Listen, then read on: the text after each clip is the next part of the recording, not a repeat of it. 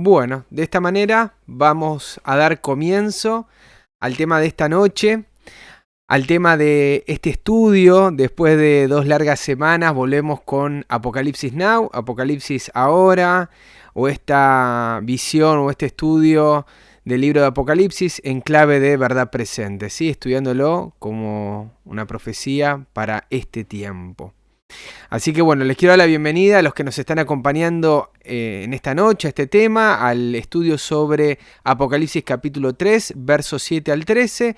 Que nos están acompañando hoy son los hermanos Mario Viteri, Santiago, Patricia, bueno, mi madre, Rodrigo, Mónica, Margarita, y bueno, recién estamos comenzando, así que seguro se van a ir sumando algunos más. Bienvenida Angie y a todos los que se van a ir sumando después a esta transmisión, y también a los que nos van a ir escuchando luego en la grabación vía YouTube. Muchísimas gracias por participar. Voy a hacerlo cortita en la introducción porque me dicen que después me tiro con este punto y no aprovechamos con el tema del estudio, ¿sí? Simplemente agradecerles a todos los que nos pudimos ver el fin de semana pasado, decirles que no pude estar en vivo justamente por la distribución de los cómics y algunas visitas que uno estuvo realizando, y por la gracia de Dios salió todo muy, pero muy bien, ¿sí? Les debo todavía el video con el informe de toda esa visita, pero bueno, ahí luego ya estaremos grabándolo. Sin más preámbulo, vamos a dar comienzo a este estudio. Les recuerdo que ya se encuentra en el grupo de Telegram de verdad presente el material para que ustedes lo descarguen y me acompañen con la lectura, me acompañen para ir completándolo, o bueno, si ustedes tienen ahí una lapicera y un cuadernito, un papel, ir llenándolo ahí, ¿sí? Les recuerdo que vamos a ver muchos versículos, vamos a ver muchos textos y citas de la mensajera de Dios, Elena de White. Por eso mismo es que les recomiendo que no traten de buscar todo, simplemente anoten y vayan leyendo alguno de esos pasajes para ir acompañándome con la lectura, ¿sí? Al final de todo, lo que vamos a tener, como siempre hacemos, es un momento para poder charlar y poder compartir, ¿sí? De esta presentación del estudio sobre la iglesia en Filadelfia. Así que vamos a comenzar teniendo una palabra de oración. Aquellos que me están acompañando, los invito a ponerse reverentes donde se encuentren, ya sea de rodillas, ¿sí? O de la forma inclinando la cabeza delante de nuestro Dios, que nos permite nuestro Padre poder encontrarnos en esta hora.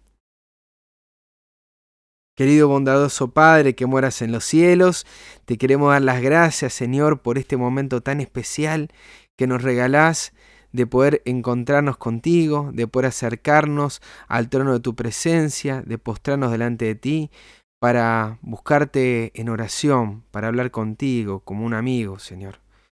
Te damos las gracias, Padre, porque luego de 2 semanas nos das este privilegio de volver a estudiar tu palabra, el libro de las profecías, el libro de Apocalipsis, y te ruego, Señor, que nos presentes en tu palabra con claridad lo que tenés revelado para nosotros en esta porción de la Escritura. Señor, que sea tu palabra y no este servidor quien nos hable en esta noche, y que a cada uno nos hables en el corazón, no solamente para enriquecer nuestro conocimiento bíblico, pero sobre todo para conocer más de Jesús y para reflejarlo en nuestra vida. Señor, ayúdanos a cada día a transformar este carácter, límpianos y lávanos en la sangre del Cordero de todos nuestros pecados. Y Padre, en esta hora también te ruego para que podamos ser fieles portantorchas, que podamos compartir este mensaje con aquellos también que lo están necesitando. Lo ruego y lo agradezco todo esto, pues es un privilegio enorme esta libertad que nos estás dando para todavía poder compartir tu palabra. Te damos las gracias, Señor, y lo agradecemos, lo pedimos sin merecerlo, en el nombre precioso de tu Hijo, nuestro Señor Jesús. Amén, Señor.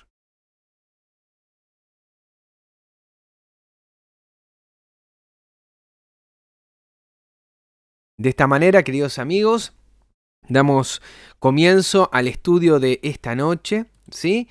El libro de Apocalipsis, ya tenemos 9 temas en donde fuimos compartiendo miércoles tras miércoles. En algún momento fue distinto, pero bueno, ahora nos hemos acomodado a todos los miércoles para ir leyendo a conciencia porciones de la palabra. En este caso vamos a estar estudiando el libro, el capítulo 3 de Apocalipsis, versículo 7 al 13, y lo vamos a leer para luego ir comentándolo. Dice la palabra de Dios: escribe al ángel de la iglesia en Filadelfia. Esto dice el santo, el verdadero, el que tiene la llave de David, el que abre y ninguno cierra, y cierra y ninguno abre. Yo conozco tus obras.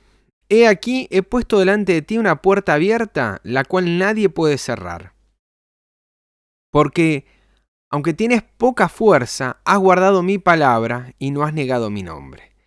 He aquí yo entrego de la sinagoga de Satanás a los que se dicen ser judíos y no lo son, sino que mienten. He aquí yo haré que vengan y se postren a tus pies, y reconozcan que yo te he amado. Por cuanto has guardado la palabra de mi paciencia, yo también te guardaré de la hora de la prueba que ha de venir sobre el mundo entero, para probar a los que moran sobre la tierra. He aquí yo vengo pronto, retén lo que tienes, para que ninguno tome tu corona. Al que venciere, yo le haré columna en el templo de mi Dios, y nunca más saldrá de allí, y escribiré sobre él el nombre de mi Dios, y el nombre de la ciudad de mi Dios, la nueva Jerusalén, la cual desciende del cielo de mi Dios, y mi nombre nuevo. El que tiene oído, oiga lo que el Espíritu dice a las iglesias.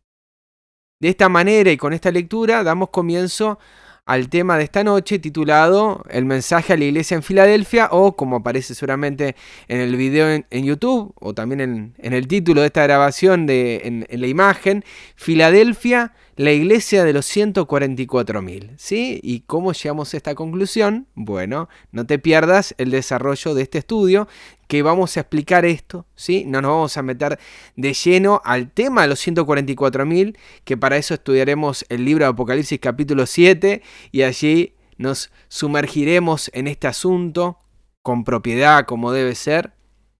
Pero hoy nos meteremos a esa iglesia que la representa. Para esto, como hacemos en cada una de las presentaciones, vamos a ir explicando. Ustedes pueden ir y buscar ahora mismo en el documento que aparece en Telegram, ¿sí? el archivo en PDF, el mensaje a la iglesia en Filadelfia, estudio bíblico Apocalipsis ahora, ¿sí? Ustedes pueden descargarlo allí para ir siguiéndome con la lectura e ir completándolo. Allí van a encontrar, como siempre, un repaso general, que no los quiero aburrir porque siempre leo el mismo, ¿sí? Así que ustedes ahí lo tienen para leer en el material, y aquellos que me están viendo en pantalla lo van a ver ahí, lo pueden hacer pausa y después leerlo. Y sí, un repaso de las... Bueno, aparece en el documento las 3 primeras iglesias, no son las 3 primeras, son las 5, ¿sí? 5 primeras iglesias. Allí van a encontrar la iglesia de Éfeso, que representa a la iglesia que conoce la verdad presente, pero está dormida, dejó el primer amor, ¿sí? La de Esmirna, que es la iglesia de los mártires. La iglesia de Pérgamo, que es la iglesia que se perfecciona en la mentira. ¿Sí? No voy a explayarme en esto, ya hemos tenido programas específicos sobre cada uno. La iglesia de Tiatira, que es la que realiza una muy buena obra, pero tolera el mensaje de Roma, el mensaje ecuménico, y sobre todo enseñanzas concernientes al tema de la divinidad. Y la iglesia de Sardis, que es la última iglesia que estudiamos, lo recordarán, la última vez que nos encontramos estuvimos leyéndola, ¿sí? Así que lo voy a hacer simplemente un repaso. Es la iglesia que rechazó el mensaje de la justicia de Cristo, de cómo somos justificados. Es la iglesia que busca hacer algo para agradar a Dios, para alcanzar la salvación y perdón, pero no le interesa lo que Dios desea hacer por su vida y en su vida. Es la iglesia que rechaza las obras perfectas de Dios, la obediencia a sus leyes, sus mandamientos, sus estatutos, ¿sí? De esto ya hemos hablado la semana pasada, hace 2 semanas, así que les comparto para que ustedes puedan ver el tema de la quinta iglesia de Sardis. Hoy vamos a estar viendo la iglesia de Filadelfia. Y arrancamos como siempre. ¿Qué significa el nombre Filadelfia? La palabrita en griego es G5359, Filadelfeio o Filadelfos, lo mismo que G5361, ya hablaremos de ese. Según el Strong dice, es un rey de Pérgamo. Filadelfia, un lugar en Asia Menor, o sea, representa tanto una ciudad como un rey, ¿sí? Y nos dice que proviene de G5361, otra palabra en griego, Filadelfos. Y esta palabra, que significa que ama a los hermanos, o fraternal, o amar fraternalmente, proviene de la combinación de 2 palabras, tanto la 5384 como la 80, ¿sí? Esto, lo que estoy leyendo, son los números que aparecen en la concordancia Strong, ¿sí? Si ustedes buscan allí, van a encontrar estos números que estoy diciendo y van a poder explayarse en su Biblia respecto a qué significa cada palabra en particular, ¿sí? Entonces, Filadelfo significa la combinación de 5384, filos, que significa propiamente querido, amigo, activamente amar, amistoso, todavía como sustantivo, asociado, vecino, amigo, y el número 80, que es adelfos, ¿sí? Fila, adelfos, que significa vientre, hermano, cercano o remoto, ¿sí? Como algo que viene muy del interior. Entonces podríamos definir que según la Strong, significa, ¿sí? Esto ya es una conclusión que sacamos a partir de estas lecturas, como un amigo del interior, del vientre, un amigo, como podríamos decir, un amigo del alma, ¿sí? Eso es Filadelfia. Ese amigo que es como un hermano. Y también significa el amor de hermano, ¿sí? En Proverbios 17:17 nos dice el sabio Salomón, en todo tiempo ama al amigo, y es como un hermano en tiempo de angustia. En una semana se va a cumplir el lamentable para nosotros, ¿sí? Que estamos todavía en esta tierra, la triste despedida de nuestro querido amigo y hermano y siervo de Dios, Adrián Alonso.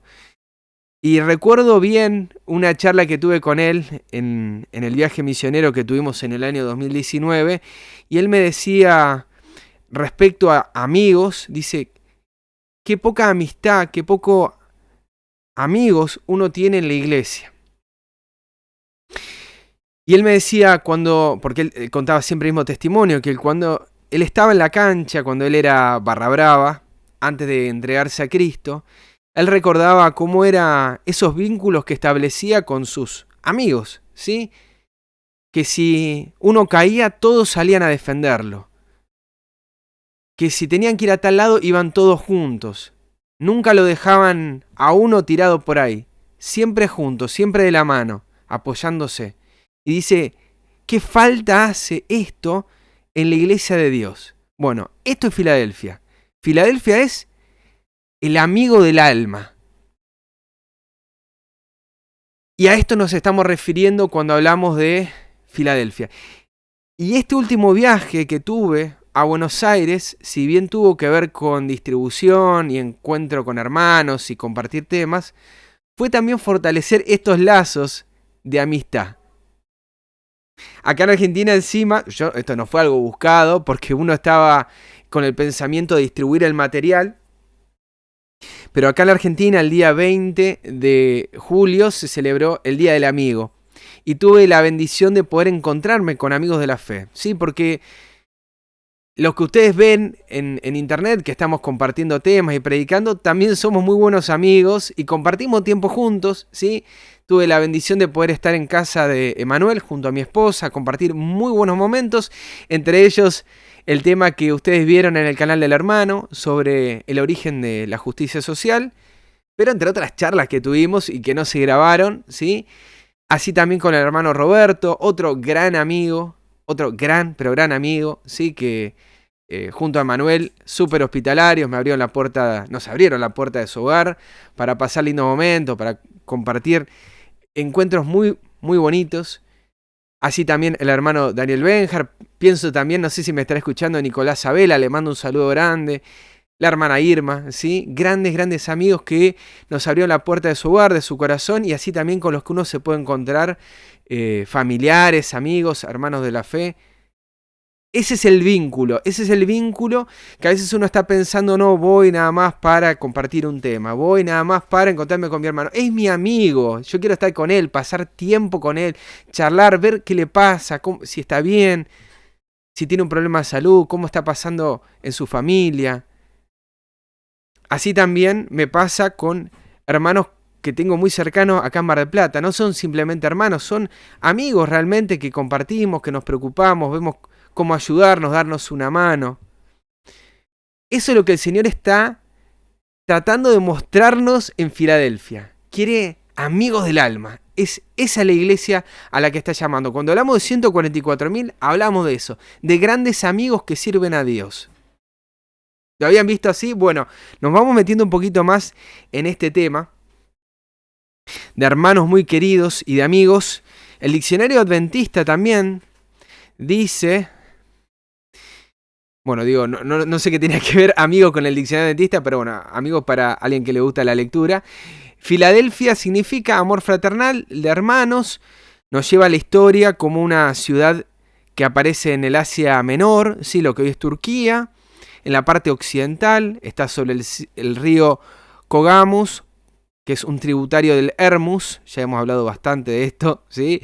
Hay que buscar algún libro de mapas y de geografía para ubicarse, pero es la zona de Turquía lo que es actualmente.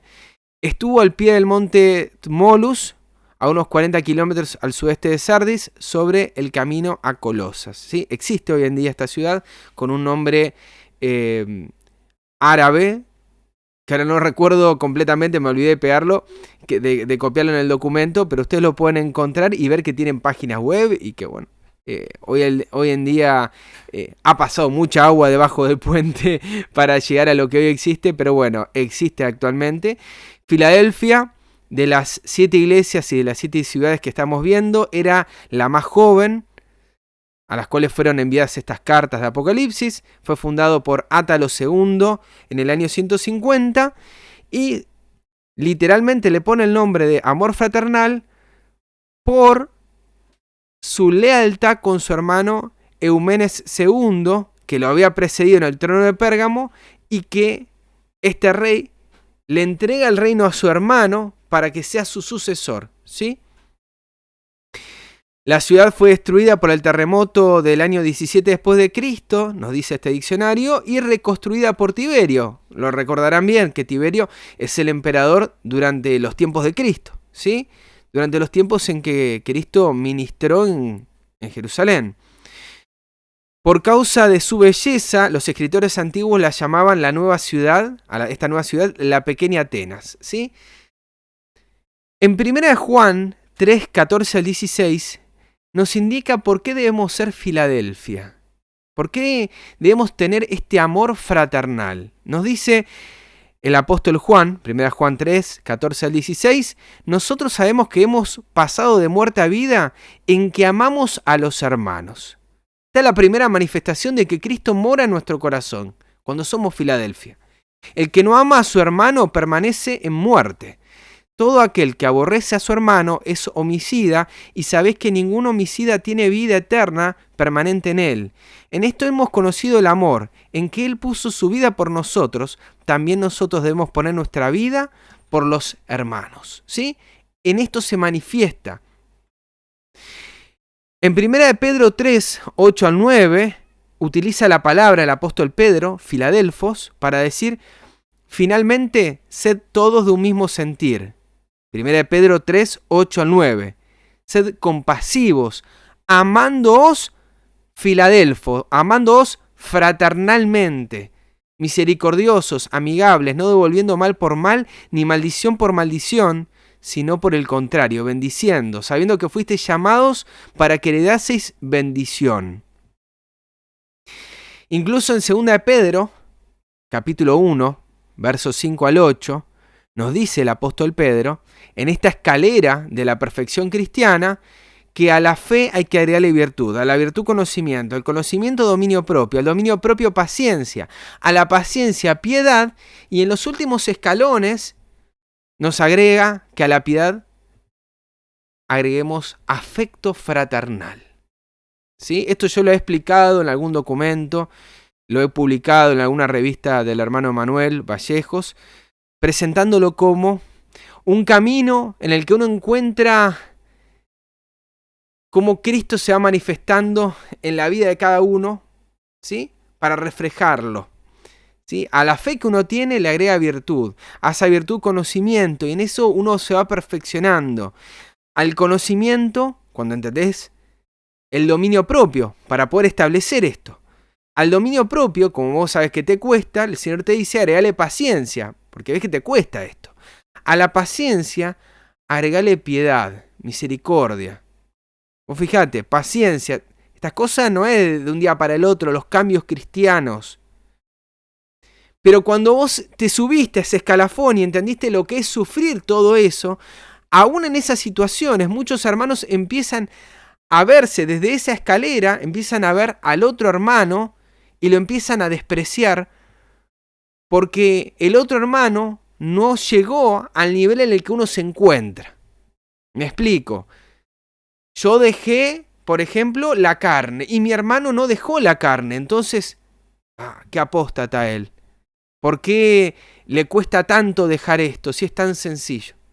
Claro, no es lo mismo, y esto no es por poner algún tipo de justificativo, pero no es lo mismo que un mexicano diga dejé la carne a un argentino, ¿sí? Que un argentino, por ahí en estos asuntos, culturalmente hay otra implicancia, ¿sí? No justifica nada en nada, ¿sí? Pero no es lo mismo lo que le pueda costar a uno de otro país, a un argentino en este aspecto, ¿sí? Sin embargo, cuando uno llegó, no se puede colocar a ver al hermano con respecto a este punto en particular. Y lo que Pedro aconseja es que a esa piedad, de lo que te costó a vos, esa misericordia, agregale afecto fraternal, amor fraternal por tu hermano que también le está pasando por lo mismo. Ahora que vos supiste lo que es llegar hasta ese lugar, puedes comprender mejor a tu hermano, agregale amor fraternal para poder acompañarlo. Y a eso, como si parece que todo esto no faltase, dice, agregale amor. En Joya de los Testimonios, tomo 3, página 389, el párrafo 1 y párrafo 2, nos deja la sierva de Dios dos pensamientos súper profundos e impresionantes con respecto al amor entre hermanos. No lo voy a leer. Los que me vienen siguiendo desde Telegram y de Facebook, hace un ratito lo he compartido justamente con este propósito. Como íbamos a hablar del amor fraternal, del amor entre hermanos, quería que lo vayan leyendo ustedes y les recomiendo poder leer el capítulo completo de Joya de los Testimonios, tomo 3, que se llama Cristo y las Naciones. Y luego de mencionar un caso donde un hermano fue a visitar a otro que se sintió despreciado por sus otros hermanos, por su condición económica, su condición racial. Este otro hermano va a visitarlo y por esa visita y por humillarse frente al hermano, el otro hermano reconoce de ese amor cristiano, de ese amor fraterno, y se produce un testimonio maravilloso de que ambos van a la congregación. Y luego de esto, léanlo porque no tiene desperdicio, luego de esto, la sierva de Dios dice, si hay algo que podéis hacer para disipar las sospechas, en este caso que tenía el otro hermano, ¿sí? Aún al precio del sacrificio, aún cuando vos digas, bueno, pero si yo no le hice nada, es lo que él entiende que yo le hice, ¿sí? No es que yo le hice algo, él entiende que yo le hice algo, bueno, que se arregle, un día va a entender. No, lo que dice es que si vos puedes hacer algo para disipar esas sospechas que hay en el otro, aún al precio del sacrificio, no vaciles en hacerlo. Dios quiere que nos amemos unos a otros como hermanos. Y después en la otra cita nos dice, a ver, y esto lo recuerdo porque es una predicación de Adriano, él fue a buscar esa predicación del año 2018, es la número 2, El Poder del Amor. Y él hablaba sobre esto respecto a cómo hoy podemos pensar de que puedo estar separado de mi hermano y soñar de que voy a ir a un mismo cielo junto a ese hermano con el cual estoy peleado. ¿Cómo nos puede entrar este pensamiento? Dice la sierva, ¿cómo habríamos de vivir con ellos en el cielo si no podemos hacerlo aquí sin rencillas y disputas continuas? Hermanos, no va a haber dos cielos. No va a haber el cielo para vos y el cielo para los que se pelean, los que están peleados con vos. Hay un mismo cielo para todos, ¿sí? Y si somos hermanos, estas diferencias debieran arreglarse, y yo sé que el cielo te está poniendo el corazón, como me lo está poniendo a mí ahora, a qué persona hay que visitar, a qué persona todavía hay algunas cuestiones que vos no le hiciste nada, pero han quedado esas sospechas en el hermano, tal vez de diferencias doctrinales que él entendió, ¿sí? Que nos han separado y nos han distanciado. No significa que vayas a solucionar el problema, pero si hacemos esto, la sierva de Dios dice, romperemos el hechizo de Satanás. Y es a eso lo que nos está llamando el Señor en esta hora. Esforzarnos por dejar impresos el sello de Dios, el sello de Jesús sobre las personas con quienes vivimos. ¿No nos esforzaremos por eso? Vamos al texto, vamos a Apocalipsis capítulo 3, verso 7, y nos metemos de lleno para ver cómo se presenta a Cristo. Esta es la pregunta número 2, y los invito a buscar en sus Biblias. Apocalipsis 3, 7. ¿Cómo se presenta a Cristo? Como el santo, se presenta como el verdadero, como el que tiene la llave de David, el que abre y ninguno cierra, y el que cierra y ninguno abre, ¿sí? Él se presenta como el santo. No hace falta explicar esto, sabemos que Jesús es santo, como Dios es santo, y es más, nos llama a nosotros a ser santos. Pero dice, en Marcos capítulo 1, verso 24, los demonios lo reconocían así. Fíjense, Marcos 1, 24, ¿qué tienes con nosotros, Jesús Nazareno? ¿Has venido a destruirnos? Sé quién eres, el santo de Dios. Sí, hasta los demonios lo reconocían. Un hombre endemoniado, inmundo, daba voces en una sinagoga y lo reconoció como el santo de Dios.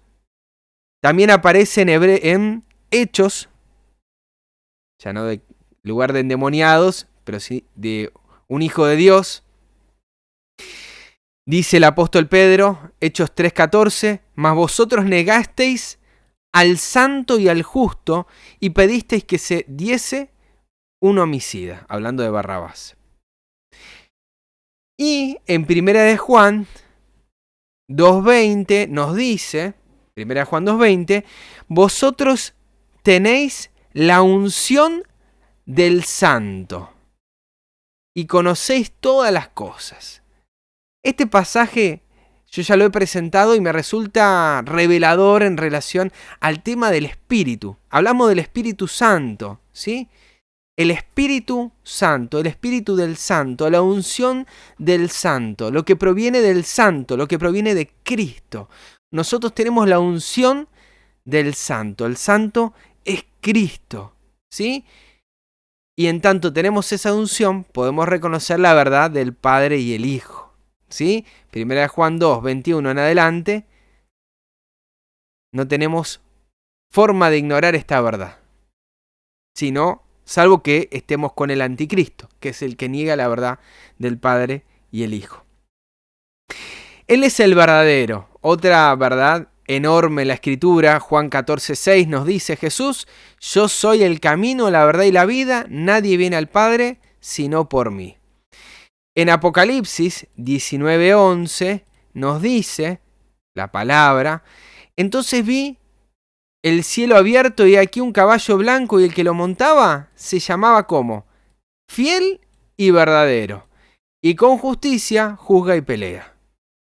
Bueno, acá otra definición de que Jesús es tanto el santo y acá también el verdadero. Pero nos dice que tiene la llave de David. La palabrita llave en la Reina Valera 60 aparece 6 veces, ¿sí? En Apocalipsis aparece 3 veces. 2 veces para hablarnos, por ejemplo, Apocalipsis 9:1, de la llave del pozo del abismo, y en Apocalipsis 20:1 de la misma llave del mismo pozo, pero esta vez para encadenar a Satanás, en el otro es para liberar la quinta trompeta, y en Apocalipsis 21 para encarcelar a Satanás, ¿sí? En el abismo. Y en Lucas 11:52 vemos que hay una llave que tiene que ver con el conocimiento, con la ciencia. Esa ciencia, Lucas 11:52, a la cual los intérpretes de la ley habían quitado al pueblo. Ellos no entraban y a los que entraban se los impedían, ¿sí? Pero nos dice que es la llave de David. ¿A qué se referirá con llave de David? En Isaías, anoten, Isaías capítulo 22, verso 22, nos habla de pondré la llave de la casa de David sobre su hombro. Y abrirá y nadie cerrará, y cerrará y nadie abrirá. ¿Pero a qué se está refiriendo con esto? Bueno, si leemos los pasajes anteriores, por ejemplo desde el 15, veremos la historia de Sebna, el mayordomo, el tesorero, ¿sí? Un mayordomo que es reemplazado por Dios, ¿sí? Por Eliakim, verso 20, leemos, Isaías 22:20. En aquel día llamaré a mi siervo Eliakim, hijo de Hilcías, y lo vestiré de sus vestiduras, y lo ceniré de tu talabarte, y entregaré en sus manos tu potestad. O sea, a partir de ahora Eliakim iba a tener poder, potestad, autoridad, y será padre al morador de Jerusalén y a la casa de Judá. ¿Sí? Es como que nos está hablando de Eliakim, pero nos está hablando más que de Eliakim. ¿Sí? ¿Se entiende? Antes había un sacerdocio, un tipo de sacerdocio de la tribu de Leví, y a partir de ahora iba a haber otro tipo de sacerdocio de la orden de Melquisedec, que es Eliakim, que no es Eliakim en este caso, ¿sí? Pero sí estamos hablando de que esto está representando a Cristo, y que ese Cristo iba a recibir todo el poder y también iba a ser llamado padre al morador de Jerusalén y a la casa de Judá. A él se le dio, a Cristo, todo el poder. Podemos verlo, no saquen el dedo de Isaías, pero podemos ver en Mateo 28:18 que a Cristo se le dio toda potestad en el cielo y en la tierra. Podemos leer también en Efesios capítulo 1, verso 22, anoten por favor, son muchos versículos. Efesios 1:22 dice, y sometió, el Padre al Hijo, sometió todas las cosas bajo sus pies, y lo dio por cabeza sobre todas las cosas de la iglesia. Así también vamos a ver en unos próximos capítulos, no dentro de mucho, Apocalipsis 5:5, hablando de el león de la tribu de Judá y la raíz de David, dice que él ha vencido para abrir el libro y desatar sus 7 sellos, ¿sí? Es decir, se le dio un poder distinto al que tenía cuando estaba en la carne, aquí en la tierra, ¿sí? Se le dio un poder distinto luego de la muerte y la resurrección. Volvamos a Isaías, que estábamos recién leyendo, Isaías capítulo 22. Y vemos acá que en el verso 22 es donde leemos que se le va a dar la llave de David sobre su hombro. Ya vamos a hablar de esto. Verso 23. Y lo hincaré, o sea, lo voy a clavar como clavo en lugar firme. ¿Viste cuando querés colgar un cuadro en la pared? Bueno, vas a primero poner el clavo para luego colgar ese cuadro. Bueno, de esta manera lo iba a poner a Eliakim, que ahora hablamos de Cristo, con una tarea en particular, y será por asiento, por trono, de honra a la casa de su padre. ¿Sí? Va a ser el trono, el propiciatorio para esa casa. El trono de la misericordia. Isaías 22:24. Colgarán de él toda la honra de la casa de su padre. Escuchen bien, no dice que cuelga la honra de su padre, sino la honra de la casa de su padre. También va a colgar ahí a los hijos, a los nietos, a todos los vasos menores, desde las tazas hasta toda clase de jarros. Estamos hablando acá de todos los hijos de Israel, ¿sí? Esta es la tarea que iba a realizarse mientras él tenga la llave y mientras él pueda abrir y nadie cerrar, y cerrar y nadie abrir. Pero después el 25 dice, en aquel día dice Jehová de los ejércitos, el clavo hincado en el lugar firme será quitado. Hablándonos de la profecía sobre el fin del ministerio de Cristo en el lugar santísimo. Ya vamos a hablar de esto, ¿sí? Estoy adelantando para los que conocen, pero está hablando del fin de esa tarea, lo iba a sacar, ¿sí? Hasta ese momento él se iba a colgar la honra, se iba a colgar, ¿sí?, con todo lo que representa ese pueblo. Iba a representarlo frente al Padre y él iba a ser de padre frente a sus hijos. Entonces se lo iba a sacar, será quebrado y caerá. No que Cristo va a ser quebrado porque fue quebrado una vez, pero sí el oficio iba a terminar en ese momento y la carga que sobre él se puso se echará a perder. Es decir, ya no iba a oficiar más por el pueblo de Dios, ¿sí? Porque Jehová habló. Esto mismo encontramos en 1 Corintios, capítulo 15, verso 22. ¿Estaban extrañando estos estudios así, un verso al otro? Bueno, hoy vamos a hacer eso, explicando bastante. 1 Corintios 15, 22 nos dice, porque así como en Adán todos mueren, también en Cristo todos serán vivificados. Que esta es la tarea por la cual Cristo fue resucitado, para darnos vida.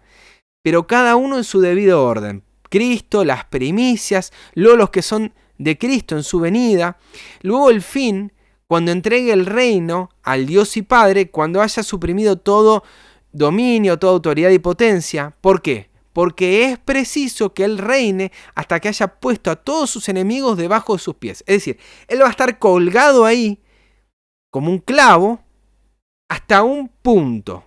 Él va a estar sosteniendo toda esta situación hasta un punto. Y el postrer enemigo que será destruido es la muerte. Esto es lo que le interesa a Él. Porque todas las cosas las sujetó, fíjense, el asunto del clavo, sujetar, clavar, las sujetó debajo de sus pies. Y cuando dice que todas las cosas han sido sujetas a Él, claramente se exceptúa a aquel que sujetó a Él todas las cosas. Por eso dije la honra de la casa del Padre, no al Padre, ¿sí? Verso 28. Pero luego que todas las cosas le estén sujetas, entonces también el Hijo mismo se sujetará al que le sujetó a Él todas las cosas. ¿Para qué? Para que Dios sea todo en todos, ¿sí? Entonces va a cumplir su tarea hasta cierto punto y cuando deje de cumplir esa tarea, Él va a entregar todo, es decir, va a dejar de cumplir la función de clavo, de sujetar todas las cosas, para que todo esté sujeto a su Padre. Va a dejar de ser, ¿qué cosa? Un mediador, ¿sí? Entre su Padre y el pueblo. Pregunta 4. Porque hasta acá vimos lo de la llave de David, que significa que tiene autoridad, bueno, sobre la casa de David, ¿sí? Isaías 22 y 23. La casa de David, en el verso 23 de Isaías 22, también se lo llama la casa de su padre, ¿sí? Porque no se olviden, estamos hablando también de Isaías como Eliakim, ¿sí? Y Eliakim servía a David. Entonces habla de la casa de su padre, ¿sí?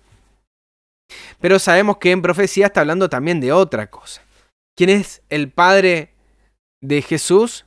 Bueno, en Juan 20:17 nos dice, ¿sí? Ustedes pueden buscarlo, Juan 20:17, Jesús le dijo a María, no me toques, porque aún no he subido a mi Padre, mas ve a mis hermanos y diles, subo a mi Padre y a vuestro Padre, a mi Dios y a vuestro Dios. Sobre este pasaje ya vamos a volver, pero vamos a destacar este punto, que Jesús tiene un Padre, que es nuestro Padre, y que es ese Dios que es su Dios, ¿sí? Entonces vemos que la casa del Padre de Jesús es la casa de Dios. ¿Y qué es la casa de Dios? En 1 Timoteo, capítulo 3, verso 15, nos dice, para que si tardo sepas cómo debes conducirte en la casa de Dios. ¿Y qué es la casa de Dios? Sigo leyendo en 1 Timoteo 3:15, que es la iglesia del Dios viviente, columna y baluarte de la verdad. Entonces vemos acá que la casa de Dios, que es la casa de su padre, que es la casa de David, es la iglesia del Dios viviente. La casa de Dios, la morada de Dios, donde Dios vive, ¿verdad? En Éxodo 15, verso 17, nos dice también, en este caso la alabanza de Miriam, o María, o el canto de Moisés, mejor dicho, que mientras salían del cautiverio, ellos entonaban.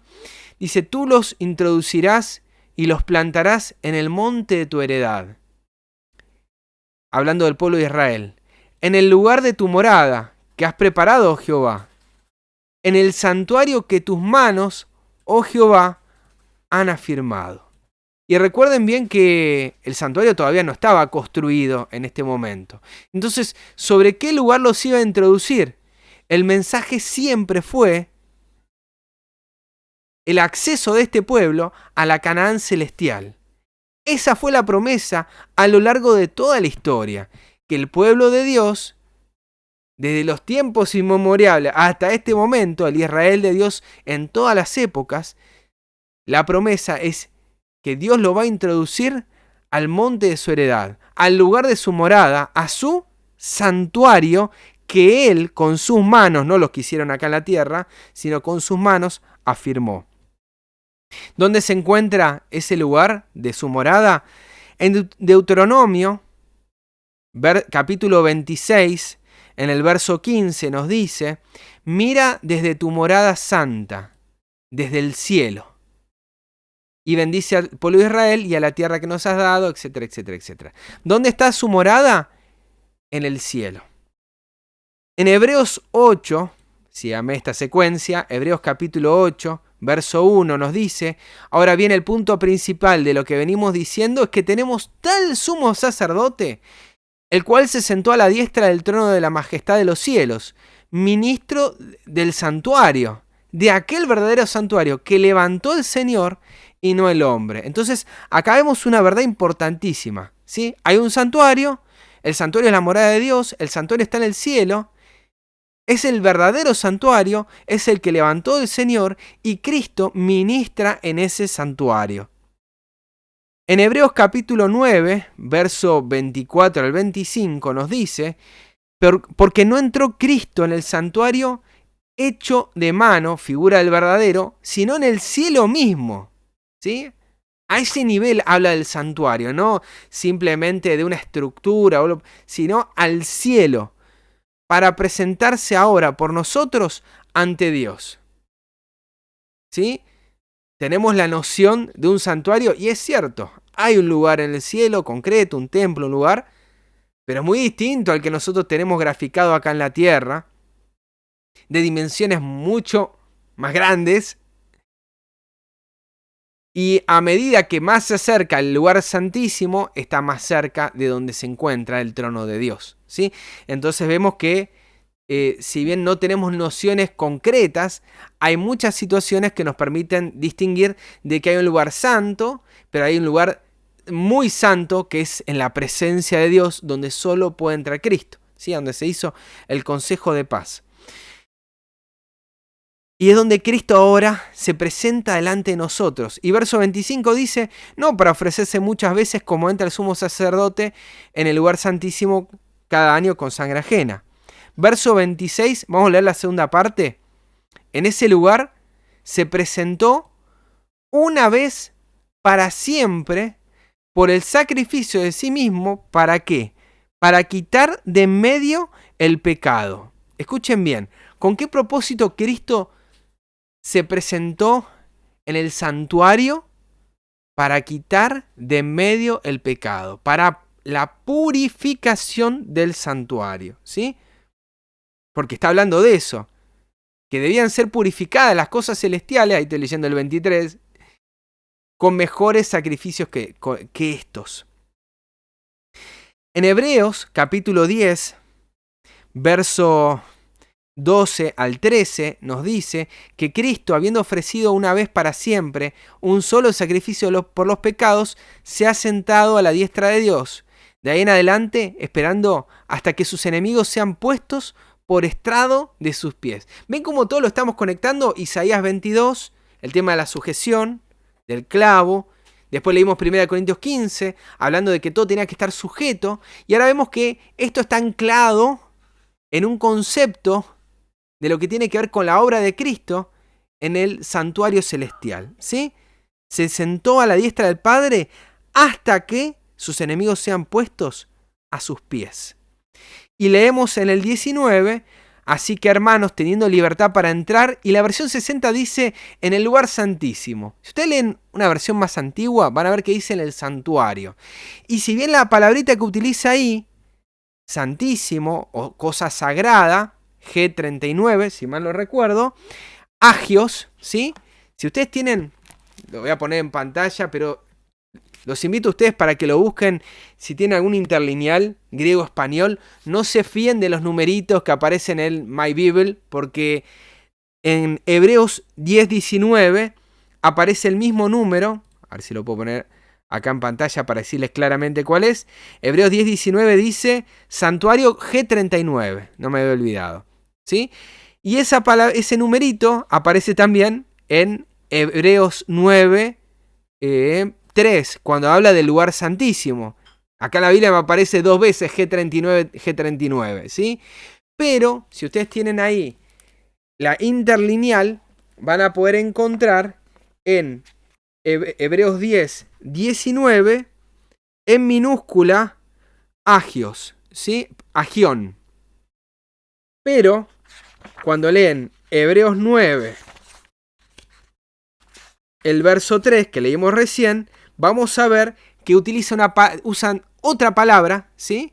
En mayúscula y distinta a la que utilizan en Hebreos 10:19. Es decir, el lugar en el que entra Cristo en Hebreos 10:19 no es el lugar santísimo, sino entra en el santuario, ¿sí? Si no, hubiese utilizado la misma palabrita, acá lo voy a poner en pantalla grande, perdón, para los que me están escuchando ahora simplemente, después copio y lo pego en foto, ¿sí? Ahí dice en Hebreos 9:3, agia, agión, ¿sí?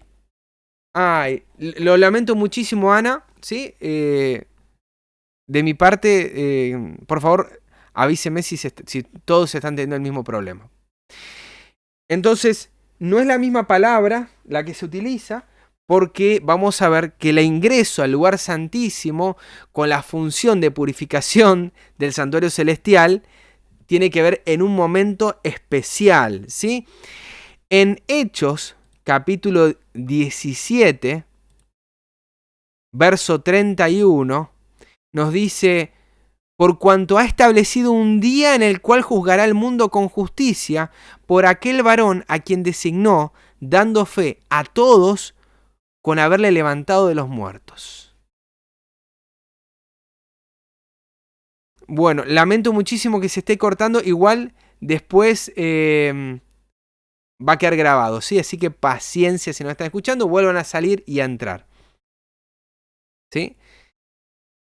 Entonces Hechos 17:31 nos marca de que hay un día en el cual juzgará al mundo con justicia, ¿sí?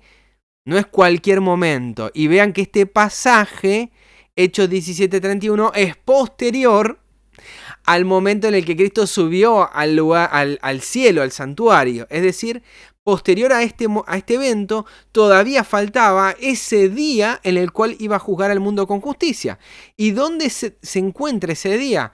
En Daniel capítulo 7, verso 9, después del ascenso de la Roma papal, que lo vemos en Daniel 7:7 y Daniel 7:8, vemos en Daniel 7:9, que va a haber un momento, después de 1260 años de persecución papal, en que estuve mirando, Daniel dice, hasta que fueron puestos tronos y se sentó un anciano de días, el padre, cuyo vestido era blanco como la nieve y el pelo de su cabeza como lana limpia. Su trono llama de fuego y las ruedas del mismo fuego ardiente. Un río de fuego procedía y salía delante de él. Millares de millares le servían y millones de millones asistían delante de él. El juez se sentó y los libros fueron abiertos. ¿Qué significa esto? Que luego de 1260 años de persecución papal, después de 1798, hay un momento en donde el juez se sienta y comienza un juicio. En Daniel 7:13 nos dice: Miraba yo en la visión de la noche, y aquí que con las nubes del cielo venía uno como hijo de hombre, que vino no a la tierra, sino al anciano de días, y le hicieron acercarse delante de él, ¿sí? Que es este momento donde el Hijo participa de ese juicio, donde el Hijo ingresa al lugar más santo de los santos, que es donde se encuentra el Padre, donde el Hijo ingresa al lugar santísimo, pero con una tarea muy especial: comenzar un juicio que se denomina de investigación, donde iban a pasar la vida de todas las personas, ¿sí? Y esto también está anclado en la profecía de Daniel 8:14, ¿sí? Leemos desde el 13: ¿hasta cuándo durará la visión del continuo, la prevaricación asoladora, entregando el santuario y el ejército para ser pisoteados? Es decir, ¿hasta cuándo durará el dominio papal?, le pregunta. ¿Hasta cuándo va a durar esta dominación monstruosa que viene de los tiempos de los persas y que continúa con el dominio papal? Y él le dice: hasta 2300 tardes y mañanas. Luego, el santuario será purificado. Entonces, hay un momento, luego de 2300 tardes y mañanas, que comienza en el año 457 a.C., con la orden de restaurar Jerusalén, Daniel 9:24, y finaliza, ¿sí?, con ese mismo periodo, en el año 1844 de nuestra era, ¿sí?, después de Cristo. Y podemos encontrarlo en la profecía de las trompetas, en la versión tradicional, en la versión en macro, ¿sí? En Apocalipsis 11:19, el templo de Dios fue abierto en el cielo y el arca de su pacto se veía en el templo, ¿sí? El momento que comenzaba el juicio investigador, se abría el templo para que ingrese el sumo sacerdote. Entonces vemos que ahí es abierto el templo, y en cuanto se abre el templo, el arca de su pacto se ve en el templo, ¿sí? Entonces vemos que el propósito, Cristo al pasar del lugar santo al santísimo y comenzar este juicio, es también manifestar a todo el mundo las normas de ese juicio. Es que a partir de 1844 comienza un periodo de purificación de la iglesia. Comienza un periodo de purificación de la iglesia celestial, a la cual nosotros participamos y estamos llevando toda nuestra mugre. Por eso es que el Señor hoy en día está purificando esa iglesia de la cual somos parte, purificándonos a cada uno de nosotros para asemejarnos a Cristo, ¿sí? Es eso lo que está haciendo Cristo en el cielo. No está simplemente viendo nombres y anotando registros, sino que lo que significa eso es el proceso de lo que Él está haciendo en carne allá, en espíritu lo está haciendo dentro nuestro, transformando nuestras vidas. Cristo presenta al abrir el lugar santísimo la alta norma de Dios, su ley, y la presenta para todo el mundo, y además envía su espíritu. ¿Para qué? Para que podamos ser obedientes a sus mandamientos, a todos sus mandamientos, ¿sí? Ser obedientes por la fe. Este evento usted lo pueden leer en El Conflicto de los Siglos, el capítulo 25, y allí van a encontrar que se compara este evento con la parábola de las bodas de Mateo 22, donde todos deben estar vestidos de vestiduras especiales para esas bodas, ¿sí? Según Apocalipsis 19, en el verso 8, leemos que las vestiduras de los santos, el lino fino, blanco y resplandeciente, representan las acciones justas de los santos. Es la obediencia de estos santos. Es que en 1844 Cristo vuelve a presentar su ley a un mundo protestante que había descuidado su obediencia, ¿sí? A lo largo de toda la historia hubo guardianes de los mandamientos, los valdenses guardaban el sábado, en fin, muchos grupitos, pero el mundo protestante en general había descuidado la observancia de los mandamientos de Dios. Entonces el Señor abre a partir de esta fecha para que no haya excusa para ninguna. Y este punto, mis hermanos, ténganlo presente, esta apertura y que tiene relación con la ley de Dios para próximos estudios, ¿sí? Pregunta 5, y nos vamos adelantando un poquito que estamos muy atrasados. ¿Por qué este mensaje era necesario para la iglesia de Filadelfia? Esta iglesia necesita tener presente la obra mediadora de Cristo en el santuario celestial como garantía de su obediencia a los mandamientos de Dios. Necesita tener presente, necesita tener en claro la obra de juicio, la obra de apertura y de cierre de oportunidades, porque el Señor está abriendo puertas y está cerrando puertas. Es necesario este mensaje porque esta iglesia necesita entender que Dios está al control y es Él quien permite que cada uno tome estas decisiones. Esta iglesia necesita descansar en Cristo, necesita guardar su palabra y dejar a Él los resultados, pues Él va a hacer justicia. Mis hermanos, hoy hablaba con una hermana hace un ratito respecto a un tema, respecto a la divinidad de Cristo, ¿sí? A su engendramiento, y los dos meditábamos en este asunto en relación a que es del Señor los resultados que se producen en función de si la persona acepta o no acepta que Jesús es verdaderamente el Hijo de Dios. Dice la Escritura, nadie conoce al Hijo sino el Padre, y nadie conoce al Padre sino el Hijo, y a quien el Hijo lo quiera revelar. Entonces esta iglesia necesita, y yo lo tomo personal, necesitamos descansar en que el Señor es el que abre esas puertas en el corazón de la persona. Nosotros no podemos ver qué hay detrás del corazón, pero tenemos que descansar guardando su palabra, presentándola, dando testimonio con nuestra vida de que realmente creemos lo que dice la Escritura y dejar que el Señor haga los resultados. Pregunta número 6 de este estudio.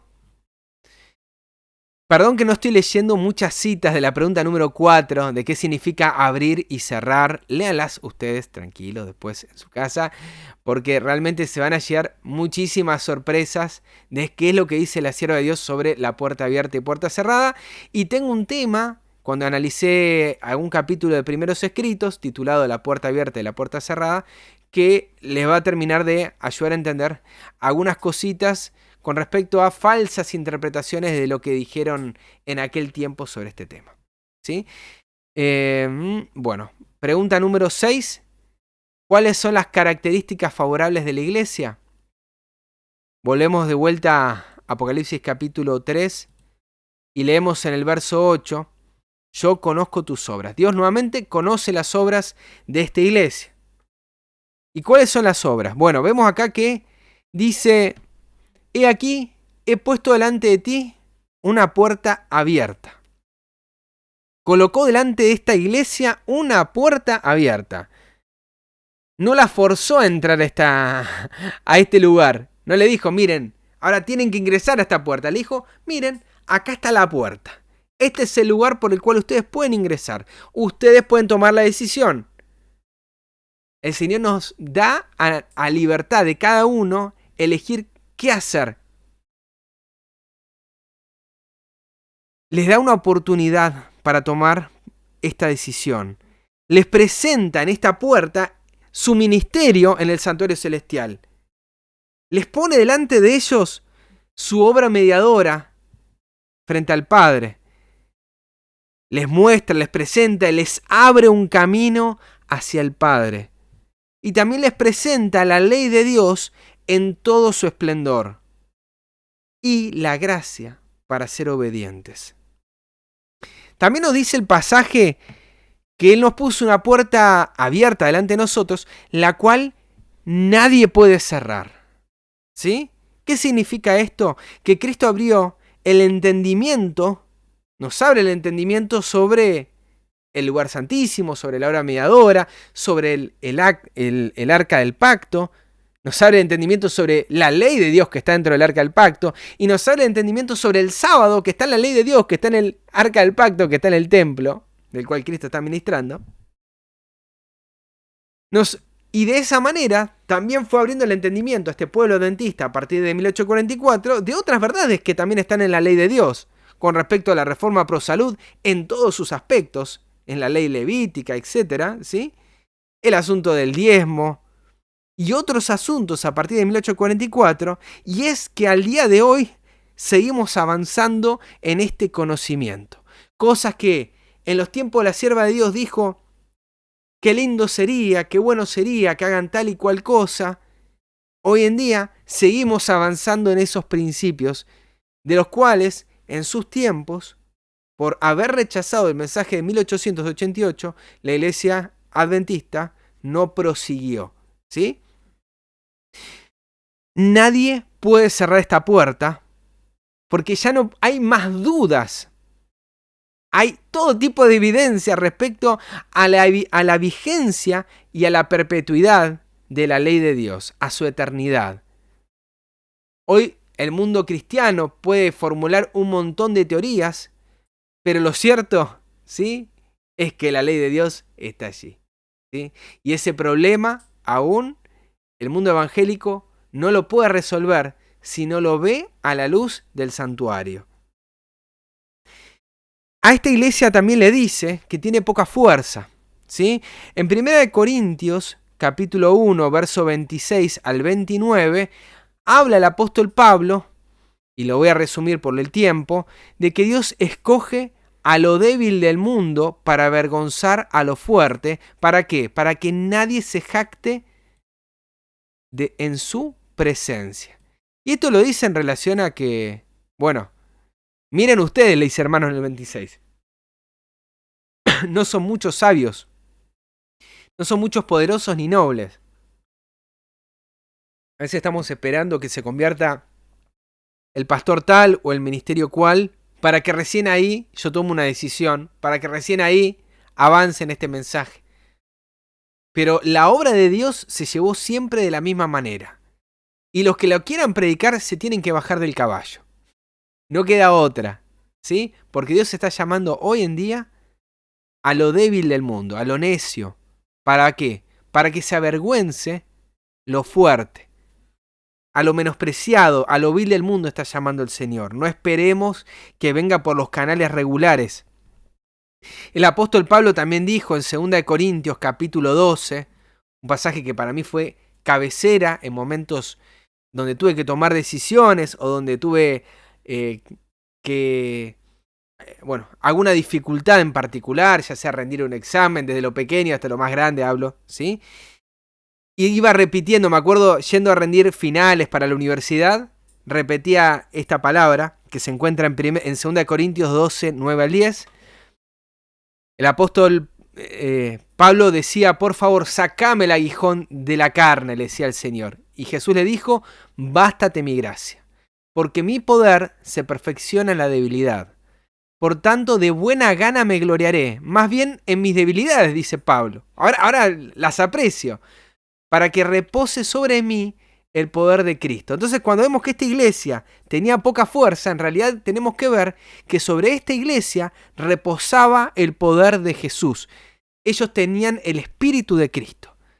Por lo cual, por amor a Cristo, dice Pablo, me gozo en las debilidades, en afrentas, en necesidades, en persecuciones, en angustia, por cuanto soy débil, entonces soy fuerte. Ya la palabrita que yo iba repitiendo. Soy débil, soy fuerte. Cuando soy débil, soy fuerte. Iba repitiendo eso durante todo el camino. Sí, Señor, vos sabés, no me entró todo lo que tenía que leer. Vos viste que hice un esfuerzo enorme para alcanzar, pero no llegó a todo. Padre, vos sabés lo que soy, pero sabés también de lo mucho que me esforcé para llegar hasta acá. Dame esa fuerza en Cristo para ser un vencedor, ¿sí? Y les digo que el Señor siempre me daba lo que necesitaba para ese momento. También le dice a esta iglesia, la moraleja, nunca me fue mal en los exámenes, ¿sí? Para que ustedes se queden tranquilos, nunca yendo de esta manera me fue mal en un examen. Gloria a Dios por eso también. En Apocalipsis 3:8 también le dice, porque aunque tienes poca fuerza, esta debilidad, sin embargo has guardado mi palabra y no has negado mi nombre, ¿sí? has guardado. La palabra guardado ya la hablamos muchísimas veces.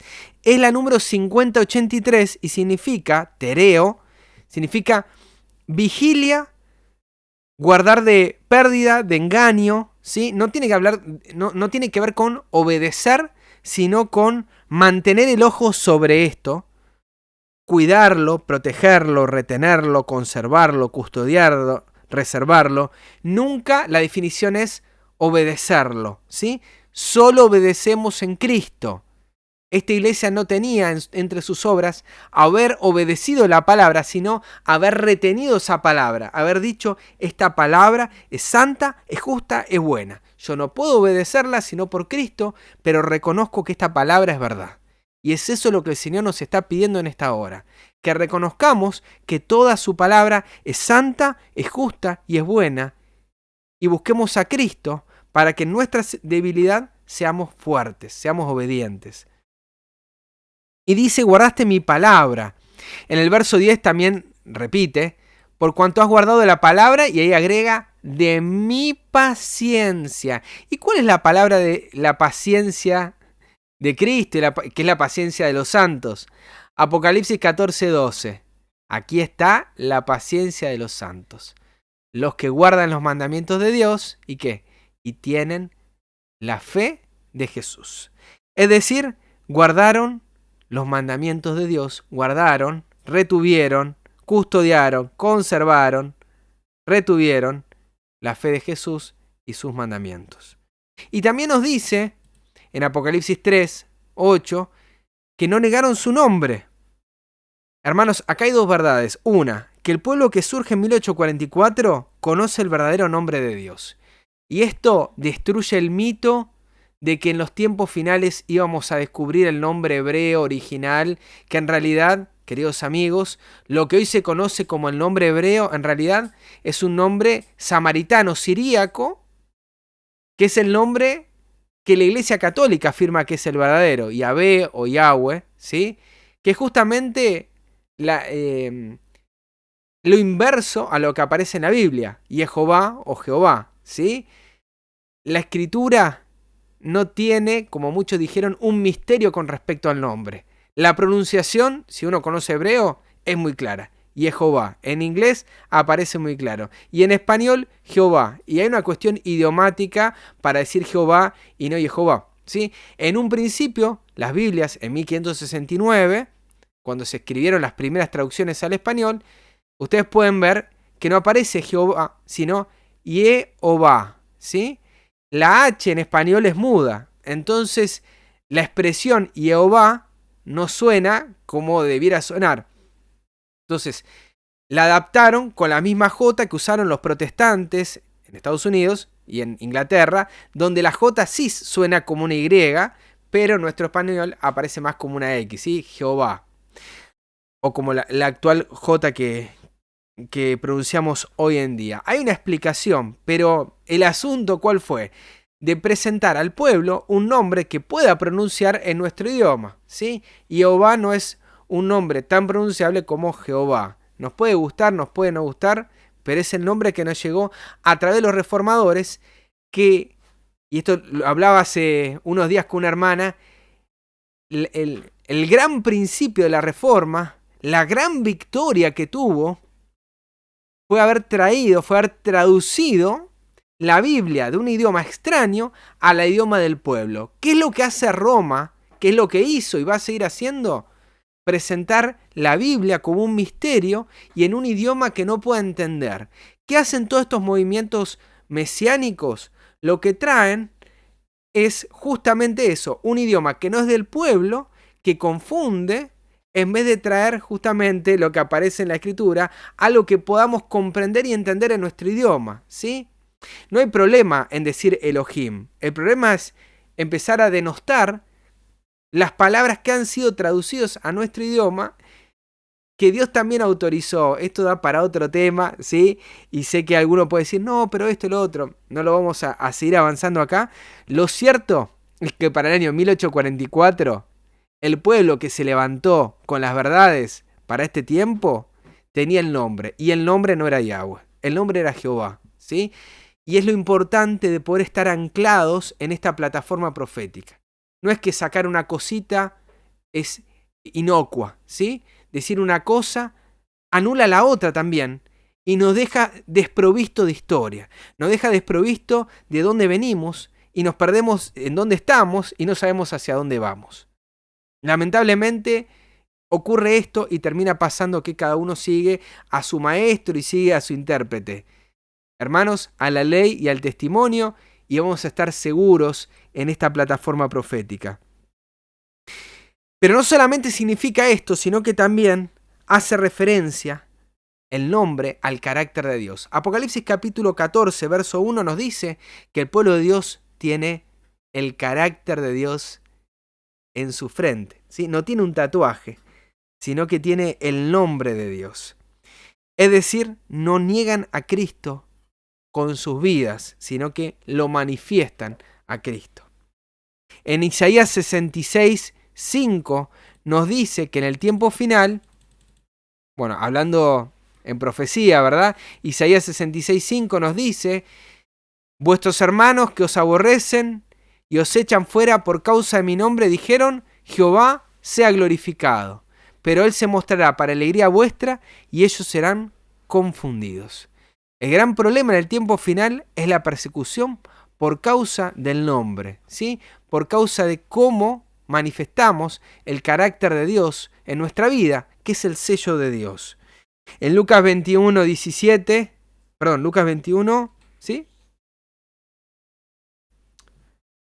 Perdón, no es verso 17, es verso 12, nos dice que antes de todas estas cosas, antes de las guerras, rumores de guerras, antes de las pestes, hambre y todas las demás cosas que van a ocurrir en esta tierra, os perseguirán, os echarán manos, os entregarán a las sinagogas y a las cárceles y seréis llevados ante reyes y gobernadores por causa de mi nombre.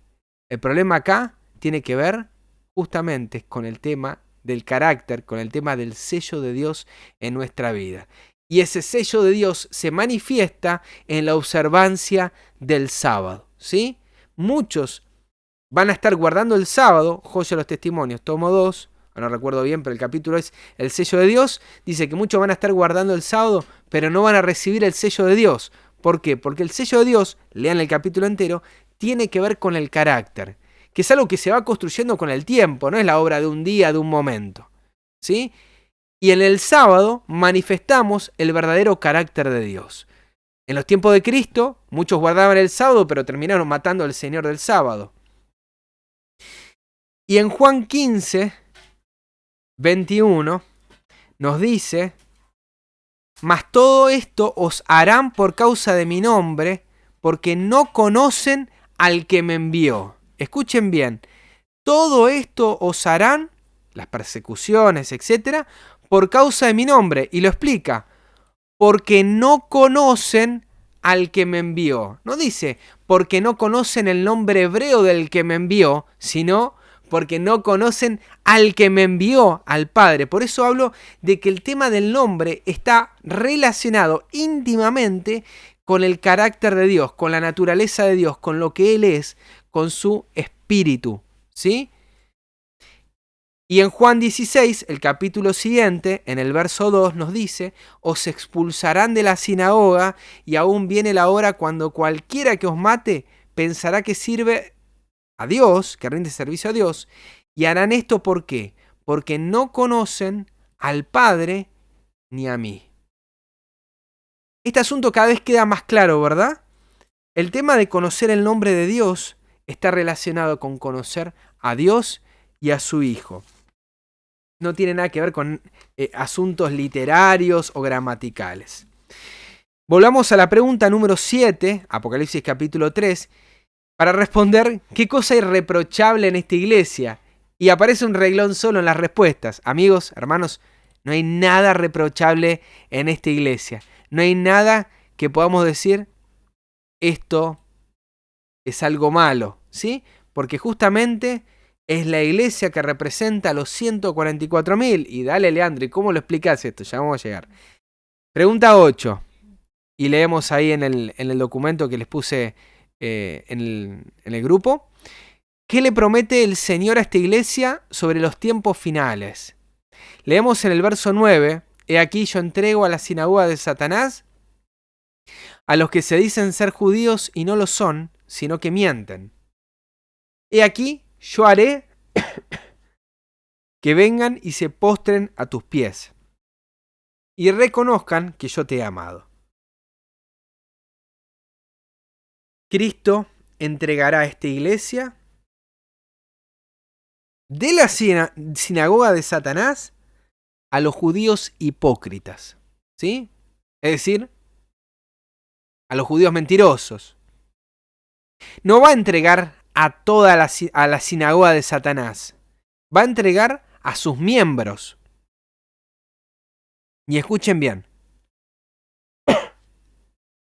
Si hay judíos hipócritas, si hay judíos que dicen ser judíos y no lo son, sino que mienten, es porque hay judíos verdaderos. Y para aquellos que les interese ver este tema, les recomiendo nuevamente ver el tema de Esmirna, o aquellos que no lo hayan visto, que puedan ir al estudio que realizamos allí, donde hablamos quiénes son los verdaderos judíos. Dice que entrega a esta iglesia. Y dice también que haré que vengan y se postren a tus pies. Es decir, va a hacer que reconozcan la obra de Cristo en sus miembros. ¿Por qué digo esto? Porque van a reconocer también que yo te he amado. O sea que Jesús los amó. Y esto entiendo que tiene que ver porque la fuente, el origen de todas las críticas para esta iglesia en el tiempo del fin será que Jesús no los ama. Y hermanos, tenemos que estar preparados a esta crítica, sabiendo que al fin de la historia ellos van a reconocer que Jesús nos amó. Y es porque hoy en día el mundo cristiano rechaza a los que obedecen la ley de Dios, aún entre profesos adventistas. Rechazan obedecer toda la ley de Dios. Y a diferencia de la iglesia de Esmirna, ¿sí? Porque a la iglesia de Esmirna no se le permite tener este privilegio también, ¿sí? A la iglesia de Esmirna, si bien está con estos judíos hipócritas no le reconocen nada. ¿Por qué? Porque Esmirna sufre la muerte primera. Ellos no llegan a ver con vida la segunda venida de Cristo. Pero esta iglesia, la de Filadelfia, sí llega a ver con vida la segunda venida de Cristo. Y estos judíos hipócritas falsos van a poder ver al fin de la historia de los tiempos que los que obedecieron los mandamientos de Dios estaban en lo correcto y que Jesús los amaba en esa aparente locura que ellos tenían.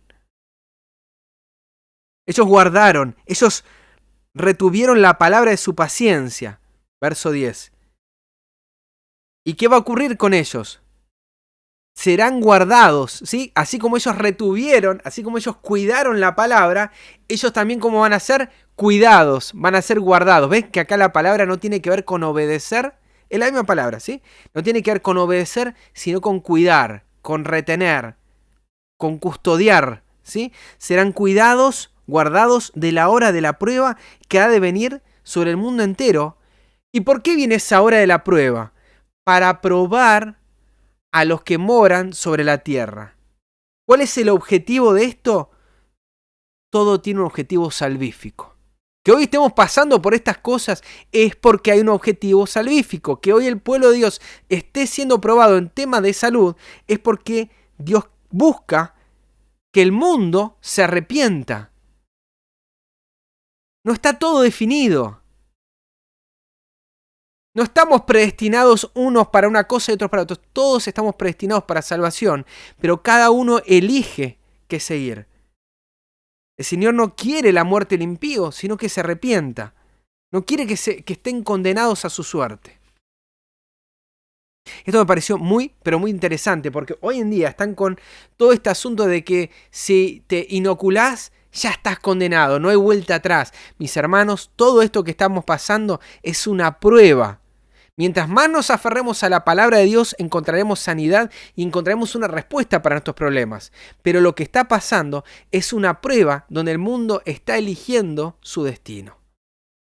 Y el Señor quiere que pasen por esta situación, que pasemos, para que la gran mayoría se pueda arrepentir. Para que todos se puedan arrepentir. Cada uno va a elegir. Pregunta 9. ¿Qué debería retener esta iglesia y por qué? Esta iglesia debía retener lo que tienen, ¿sí? Debían retener la palabra, debían guardar esa palabra. ¿Para qué? Para que ninguno tome su corona. ¿Y qué significa la corona? Bueno, vemos que en Esmirna a ellos se les iba a dar la corona de la vida, ¿sí? Ellos, si son fieles hasta la muerte, se les iba a dar la corona de la vida. Esmirna, Apocalipsis 2:10. Vemos que es la historia de Moisés, ¿sí? De los que mueren y son resucitados y van al cielo. En 2 de Timoteo, el apóstol Pablo dice algo muy parecido. 2 de Timoteo 4, verso 6 al 8. Porque yo ya estoy para ser sacrificado y el tiempo de mi partida está cercano. Es decir, el apóstol Pablo sabía de que no le quedaba mucho tiempo más acá en la tierra.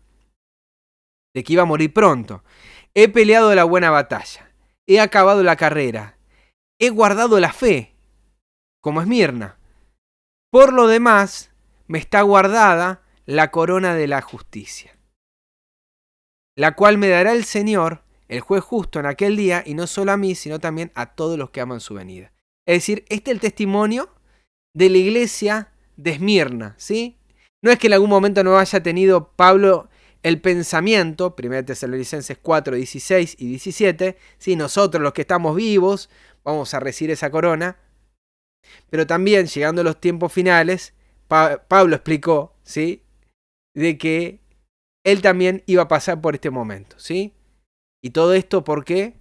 Porque la promesa de su venida es condicional a la situación del pueblo en cada época. Cada uno de nosotros, y les recomiendo ver el video que voy a publicar mañana, La medicina de Dios en el tiempo del fin, cada uno de nosotros somos artífices de nuestro destino, ¿sí? O sea, podemos definir, según lo que hagamos hoy, si somos obedientes, apresurar la venida de Cristo, o si somos desobedientes, seguir posponiendo el evento tan esperado, ¿sí? Esmirna van a esperar la corona de vida cuando sean resucitados, pero a la iglesia de Filadelfia, si retenían lo que tenían, nadie les tomaría la corona. Es decir, Dios no le iba a dar la corona, ellos iban a retener esa corona. Es decir, nunca verían la muerte, ¿sí? Esta es la experiencia de Enoc, esta es la experiencia de Elías. ¿Y por qué? ¿Por qué es que todo esto se le presenta a la iglesia de Filadelfia? Porque dice Apocalipsis 3:11, he aquí, yo vengo pronto. Porque Cristo viene pronto, ellos debían retener lo que tenían. En Apocalipsis 1:3, Jesús dice, bienaventurado el que lee, los que oyen las palabras de esta profecía y guardan las cosas en ella escritas, porque el tiempo está cerca. Fíjense, el mismo mensaje. ¿Qué nos está queriendo decir el Señor? Dios tenía un mensaje para todas las iglesias. Pero esto está destinado específicamente para Filadelfia. Hermanos, Dios está llamando a una iglesia que está viviendo a las puertas, a la cercanía de la venida de Cristo. ¿Y qué tenía que hacer? Leer, oír y guardar las cosas que están en ella escritas. Retenerla por la cercanía de los tiempos. Apocalipsis 22:7. He aquí vengo pronto, bienaventurado el que guarda las palabras de esta profecía. De principio a fin está la misma expresión. Y en el libro de Santiago, en el capítulo 1, en el verso 12, nos dice, bienaventurado el varón que soporta la tentación. ¿Por qué? Porque cuando haya resistido la prueba, recibirá ¿qué cosa? La corona de la vida, que Dios ha prometido a los que le aman. Última pregunta de esta noche.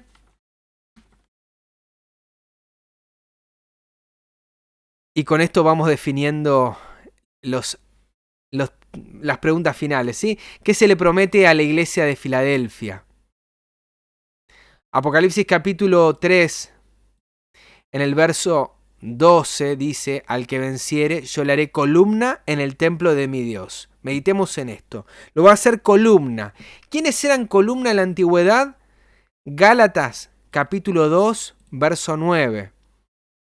Dice el apóstol Pablo, y reconociendo la gracia que me había sido dada, Jacobo, o sea, Santiago, Cefas y Juan, que eran considerados como columnas, nos dieron a mí y a Bernabé la diestra en señal de compañerismo. Es decir, los líderes de su tiempo, los que iban más adelante en la fe, los que son los influencers, podríamos decir hoy en día, le dieron una señal de compañerismo, de amistad, fíjense qué importante esto, a Pablo y a Bernabé, que eran los nuevitos en la fe, ¿sí?